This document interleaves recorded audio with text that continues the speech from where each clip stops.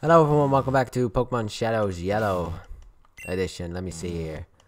Last time we started this Rocket Hideout adventure, and now we're gonna probably finish it in 10 minutes or so, unfortunately.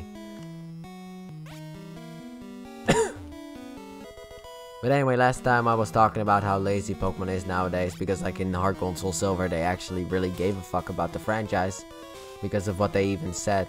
Like I don't have an interview like on me right now, you know, but there was one interview where they actually talked about it.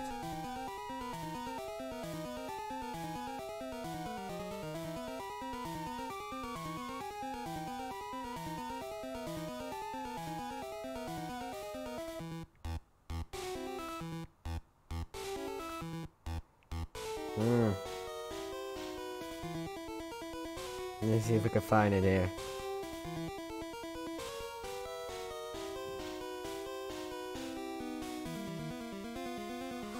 Like I found like an article here, so maybe I can read it out and see how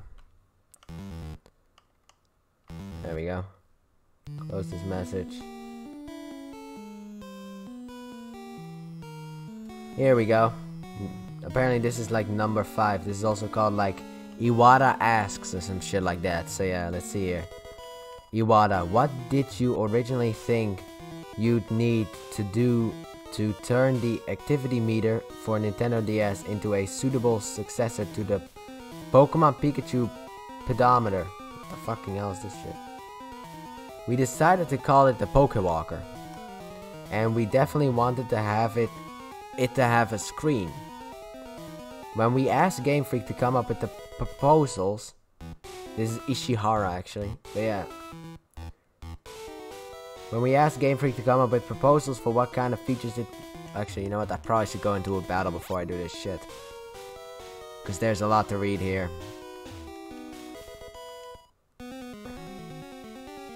For what kind of features it would have and how it could be used to play Pokemon, the proposal was a document about 3 times as thick as the specification document we'd had for Pokemon Pikachu.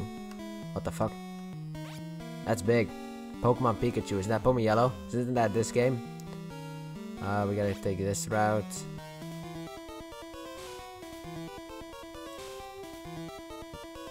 Like, I don't know if this is the article, but it does say too many features in a sense, so yeah.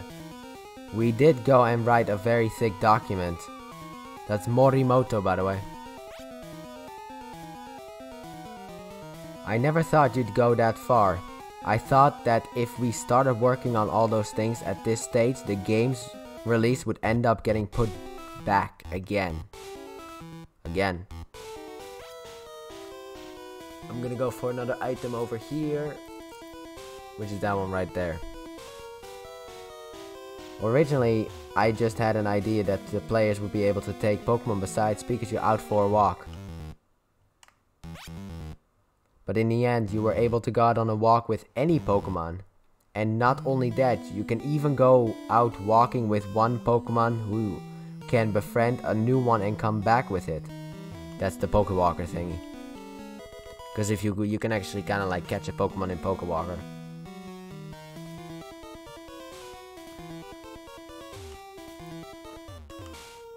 But look at how like happy he sounds in a sense, you know?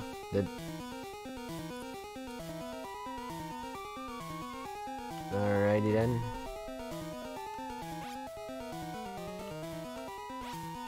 Let me see here.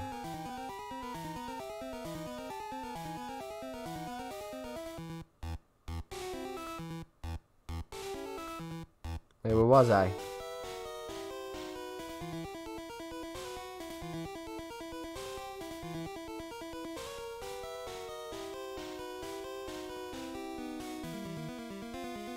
Oh, here we go. But that was one of the things that we were ultimately able to realize in the game, but that original specification document was really packed full of a whole host of features. Where am I? How the fuck did I get here? Oh, I think I took the wrong way. No, I took the wrong path. Ah well, we're back on track now. What we originally thought was that just being able to walk around with any Pokemon you liked would be certainly certain to prove really fun. We thought that this in itself would be enough to make a great element for the game, so we went ahead and worked on getting this right. Then in addition to this, we made it so that the player could catch other Pokemon, locate items, and connect to other Pokewalkers via infrared communications. Also, I'm sorry for wasting your time by reading that document, but it's actually really interesting. Eevee, get out front. You need to level up now.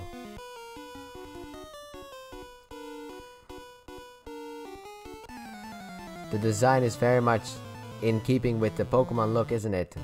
With regards to the design, there was a perfect material waiting to be used in the anime series.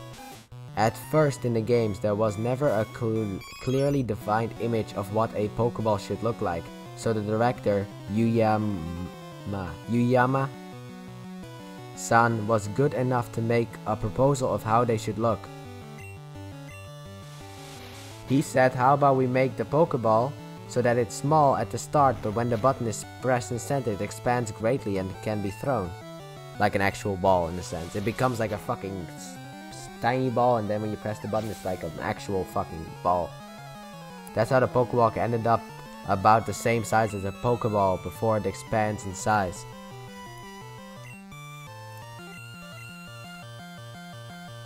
Is that why the fucking thing is so tiny?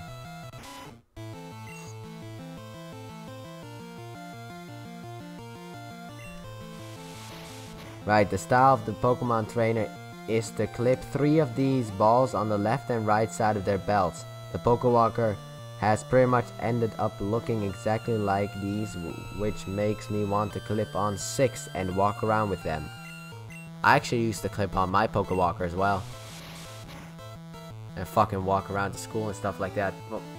Put my damn scepter on that damn thing. No. Oh, I thought it was dead. I didn't realize I was fighting God himself, Radicate. So I was wondering if we could ask people to buy 6, but of course that would be going a little too far. Yeah, that would be going a little bit too far. Oh, how about you buy our $60 Pokeball controller? Yeah, going a little bit too far, he says. Wow, okay. I'm talking about the fucking Pokeball like controller that they have for Pokemon Let's Go.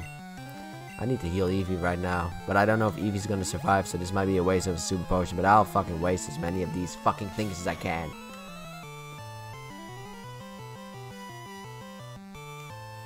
Yeah, Heart Gold and Soul Silver are my second favorite Pokemon games ever made, because they are really good. Like, there's so much you can do, and it's like, that should be like the fucking minimum thing a Pokemon game should have, in a sense. So many features, you know, you got so much post-game. And I'm not even talking about the whole, oh yeah, you can go back to Kanto, because that was in the original. I'm talking about all of the other stuff. Let me see if they actually talk about, like, other stuff.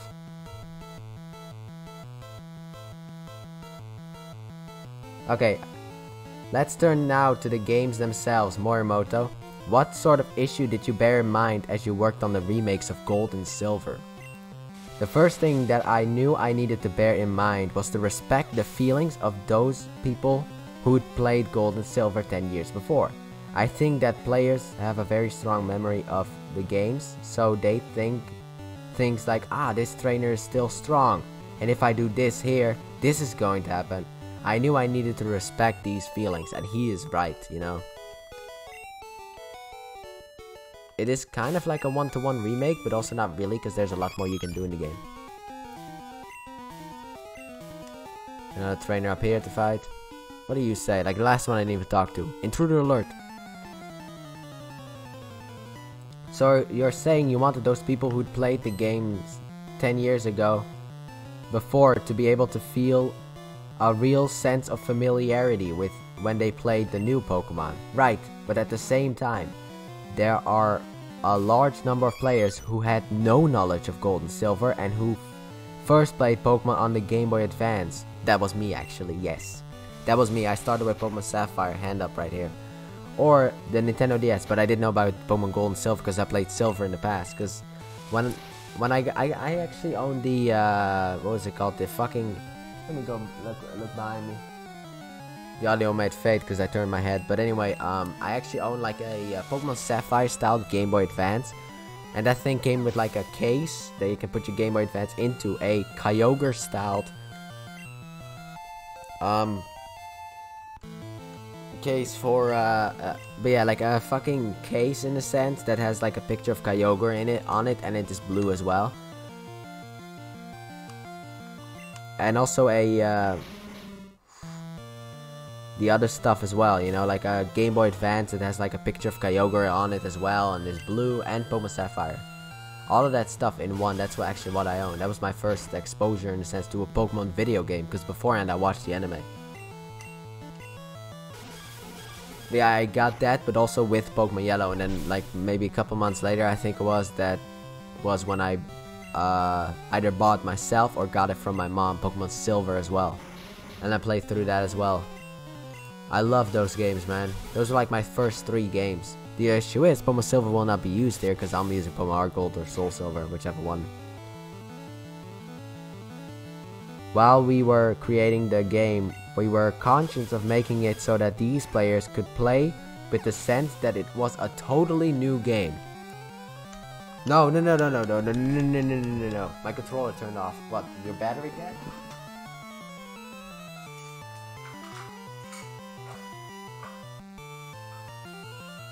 Oh, fuck. How do I put this these batteries in? Let me see here. Okay, we need a minus here. Sorry about this one. I apologize for the inconvenience. I'm kind of stuck now.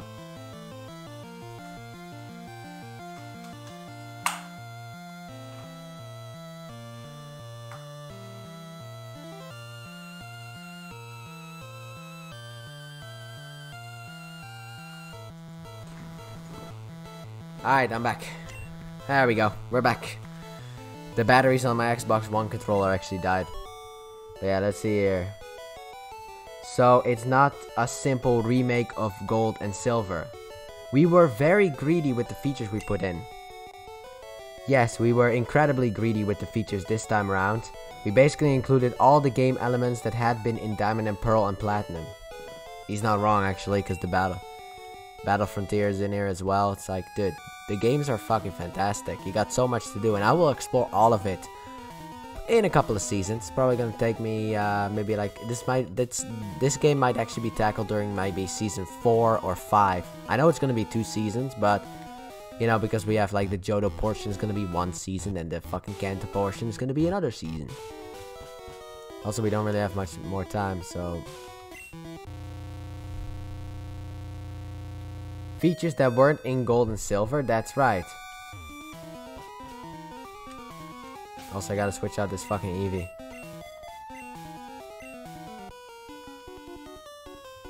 It's just as if we've taken a selection of the best features of the series on the DS.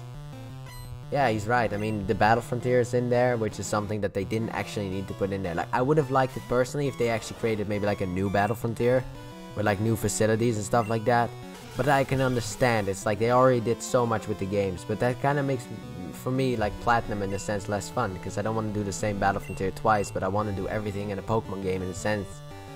So it's a bit of a dilemma. Bubble Beam, yeah, sure.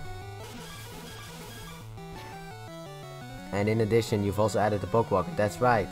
That's why we've had to make rather severe demands on our staff, which is something I hope to improve on in the future. Well, in a sense, you improved on it by just fucking releasing lazy games. Making demands on your staff, in my opinion, is not bad as long as you don't force them, in a sense. You know, it's kind of like, if you actually give them demands, instead of like doing like what Naughty Dog does, you know, being complete garbage in a sense to your employees, in a sense.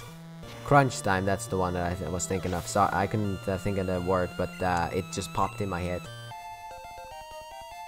But surely, in trying to include all these new features within the framework of the original Gold and Silver, you must have encountered no shortage of problems and elements which weren't really a good fit. There were a huge number of issues like that. For instance, at the start, I very optimistically thought that we'd just be able to port the Wi-Fi element from Platinum and you'd be able to play as normal. By Wi-Fi play, you mean, for example, having 20 people gather up in the Wi-Fi plaza, playing simultaneously, right? Right. Now, it's very easy to say that we're going to use the original gold and silver as the base and add all the game elements from Diamond and Pearl. Pikachu, you need to get back up in the front and need a level up. Okay, this is where I'm also gonna end it. Like, I got 5 minutes remaining. I gotta get through this place. But I feel like I've already said my piece. Not another step, Brett. Okay, this goes over the Wi-Fi.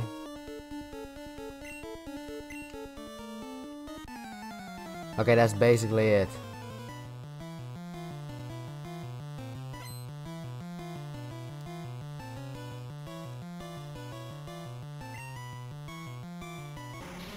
Yeah. Anyway. And add all of the game elements from Diamond and Pearl and Platinum, but it's actually not as simple as that. Well, I wonder if it's a good thing for a director to have such an optimistic attitude, if anything would be possible. But in the end, I think the fact that I was optimistic was the reason we managed to include all the features I wanted to. So yeah, Morimoto was actually like really focused on making the games as good as they can be, and he did make the games as good as they can be. So you think the generous amount of features included in the game stem from the optimistic nature of your ambitions? Well, no, I think it stems from the efforts of the staff. This is also what I really like. He compliments the staff. He's like, nah, probably it wasn't really the optimism that I had. It was probably, you know, just how amazing the staff was. Actually, there was a moment when it didn't look like you'd be able to take part in today's interview. I'm really sorry about that. No, I'm glad you could make it. That's a relief. That was basically it. But that is, look at how passionate he is about the fact that they were able to do so much with Heart Gold and Soul Silver. Sure, they had to put a bit of a demand on the staff, but they were able to do so much. Wait, you still don't have an Arbok or a Weezing? Oh no, wait, that's the next fight, which will also be the last fight. But yeah, it's so amazing that he was like, yeah, we were able to include everything, basically everything that we wanted to. Such a dreadful twerp. Looks like Team Rocket's blasting off again. But yeah, that's the kind of enthusiasm that they had. And if you look at an interview about like fucking Omega Ruby and Alpha Sapphire, they're like, well, let's not put in the battle. I mean, I don't think it was Morimoto. I think it was just Masuda. Anyway, he was like, I don't think we should put in like a fucking battle frontier, you know? I mean, kids these days are playing with their phones and they don't have an attention span. And at that point, I'm already like, you stupid motherfucker. What did you say? Actually, I'll use Butterfree instead. Nah, Butterfree can be used in the next thing. War Turtle will be up front in that set right now. So I must say I am impressed you got here. But I love how enthusiastic he is about this shit. I'm also sorry for the slowness of this video, because the fact that I was reading that kind of stuff and it's kind of difficult to focus on the game. I probably should have done this in post commentary in that sense. But I felt like this kind of stuff, talking about this kind of stuff, would be better in a Pokemon video than in a Darksiders video or something like that. But yeah, I love the enthusiasm that he has for the games. Rhyhorn, you said? Nah. No need to switch. Bubble Beam it is. And nowadays it's like, oh yeah, sorry, we didn't include the Battle Frontier because we just fucking were like, what's the point, you know? Kids these days are on their phones. Even though like millions of people were hoping that the Battle Frontier was in the fucking game, they were like, nah. And if you look at the shit that they've released on the Switch so far, oh god. Either that means that you can't miss, or that increases crit ratio. And I don't like either of them. Okay, Pikachu, if you can just pull off this next hit, we can win. Good. Okay, thank God. I thought you were gonna die. But anyway, so we did do Team Rocket's hideout in 2 videos, unfortunately, but we were able to get through it. What? This cannot be. I see that you raise Pokemon with utmost care. A child like you would never understand what I hope to achieve. I shall step aside this time. I hope we meet again. Wait, we need this in order to get... Not again, you stupid shit. Oh my god. Oh, what the fuck do I do now? You know what? I'll toss this moonstone. I'll toss the moonstone. I don't need it. None of the Pokemon that Red's gonna catch in my series is gonna need a moonstone. I'm also not gonna catch every Pokemon. I'm just gonna catch the important Pokemon. And Pokemon that I want. Now let me get out of here. And end this video. But like I said, that's like the thing. It's like they were really passionate about the game, and nowadays they're not. It really feels like they're being lazy with Pokemon Sword and Shield, because like in the past they were able to do so much. It's like, and you can't excuse anything, because like they can hire more staff. But Masuda is like, oh yeah, I'd rather not, you know. I'd rather not hire more staff, you know. I like to work with a small team, which in a sense I can understand, because you can focus on everyone, you know, doing the right task. But it's like, you got so much money. If you need help creating, in a sense, if you need actual help recreating older Pokemon, get the help that you need for that. And implement the codes into the game. You can later on figure out a location where you can catch the fox. You can hire more people for that kind of stuff, you know, the stuff that you don't have time for, so that you can focus on the main game itself. I saved the game just now. Oh my god, why did I do that? What if the recording fucked up? Anyway. But like I said, they can hire more people because they're like $1 billion company, like more than that. They got more money than the Marvel Cinematic Universe ever will. Because every Pokemon game makes millions of dollars, so I don't know what the problem is. Even now, like, the games have boosted up in $20 and still they're the same. Anyway, I'm gonna be heading myself back to Lavender Town, where we will start the next video to go through the entirety of the Pokemon Tower. So I hope you guys have enjoyed, and if you did, please hit that like button, subscribe if you're new, and turn on notifications, and as always, stay tuned for more. Goodbye.